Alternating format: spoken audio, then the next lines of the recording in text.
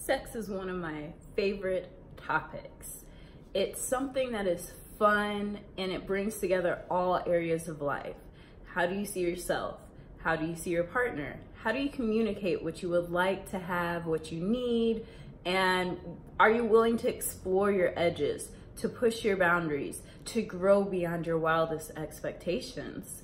And this is an area that's also rather taboo, which delights me to no end. Things that seem wrong or perverted or as though most people don't want to talk about them tend to be my favorite things to talk about. It's not necessarily for the shock factor, but because a lot of the things that we don't talk about have so much power and an ability to amplify our lives.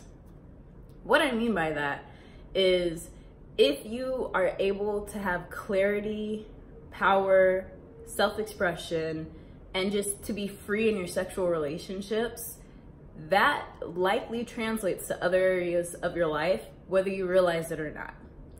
I'm Latia, and I have had a lot of sexual experiences, meeting people, exploring with them, having fun with them. I tend to look at myself as more of a lover than a fighter. So if I'm debating with someone, for me, it's not to change their mind or to have power over them or prove how smart I am.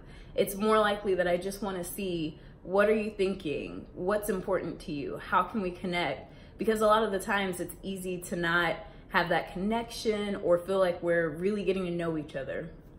So I don't want to upset people or make them mad just for the sake of upset. It's usually because there's something that they believe that doesn't seem as though they've thought it out, or they're just operating by something that just doesn't necessarily make sense. And it's not that it doesn't work for them, but just if you cannot explain what you believe to someone else, then maybe there's something lacking in your knowledge, your perception, or the way you're operating that could take you to the next level. So when it comes to sex, I've always believed that as a woman, it's very easy to have good, fun, amazing sex. It seems like a lot of people have misconceptions about what makes a great sexual relationship. And something that I guess from experience and reading and intuiting and all that good stuff, it seems like as a woman, if you want to be a great sex partner, have fun. Make sure you feel good.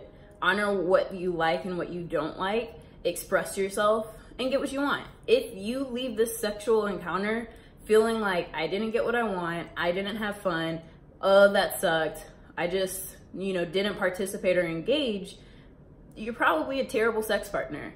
And your partner was probably bored and wished that you would respond or, be actively engaged, because I think we don't give men enough credit for how emotionally in tune they can be. And sometimes we don't give any of our partners or any person the credit that they deserve for being willing and able to understand and feel and sense our emotions and where we're at. So if you're having a sexual encounter and you do nothing, you're just, can't wait for this to end, like, okay, cool. You're not engaged. You're just kind of what I tend to think of as dead fish. You're just, we having fun yet? You get what you want? Are you done? Why would that be fun for anybody? Why would someone be like, I want to please you and have fun with you and be intimate with you, and you're just like, yeah, whatever, you good? Like, are we done? Why would anyone enjoy that? I don't see the value in it. And there's this, and for me, I've just been asking a few people, and one of the things that I find interesting is that one of the guys that I know who's like, oh my gosh, my partner's stuck. And I was like, well, what makes a good partner? And it's like, don't do it out of obligation. Don't engage in sexual activity because you think you have to. Simple. Like, I already knew that. I don't tend to do it out of obligation. And if I do have a sense of, oh, I just want you to leave me alone, sure, fine, let's do something, then I make it fun for me, because I'm gonna have fun doing what I'm doing, whether I wanted to in the first place or not. At least when it comes to sex. It's very easy in a sexual space because it's intimate, it's fun. I can be weird. It's a lot of fun to be weird in the middle of an encounter, whether it's just being like, you want me to do what? Put it where? You sure? Like, let's make this as awkward as I can before we start, because I can. Or in the middle of doing something, like, pause. Can you believe that this is happening? Like penetration, we're midway through and I'm just stopping you. This is great. All right, as you were, let's go. It's like, for no reason other than it felt like it would be fun. It feels good to just have a moment and be weird or acknowledge what is happening or just, I don't know, connect and be in the moment. But no matter how the expression or relationship is going, sex can be so much fun. It can be a joyful experience. For me, there are times where it feels more grounding and spiritual than church or any other form of worship. It's like I'm meditating and focusing on receiving the pleasure or giving the pleasure or whatever it may be, but it's a very intimate encounter, whether we honor it as such or not, because highly likely you're naked. You might not be. I don't know your jam. You might be someone who wears clothes, but I personally love my body. If it were possible to walk around naked, I probably would. Just, see me, I'm gorgeous. And something that I found interesting was that there was a woman who shared it was her insecurities with herself and her lack of knowledge of herself that was preventing her from having a great sexual relationship. It wasn't even like my partner, it was like me. So it was interesting, and this is a very small sample size, but I'm not surprised by it, is that for men, women are the bottlenecks. Just like, hey ladies, we want you to have fun too. Like, you want to engage and connect and like, let's really groove with each other. And then for women, sometimes, at least in some cases, I'm the problem. I'm not this, I'm not that. I need this, I need that. I don't know what I need. I don't know what I want. And so it was interesting because someone recently, we were having a conversation about relationships, and it was women are the bottleneck. Women are the reason relationships don't happen. Women are the gatekeepers and the ones to be pleased and don't realize that's their power. They are the leaders. A woman determines, is this consensual or not? She determines, is this gonna be okay or not?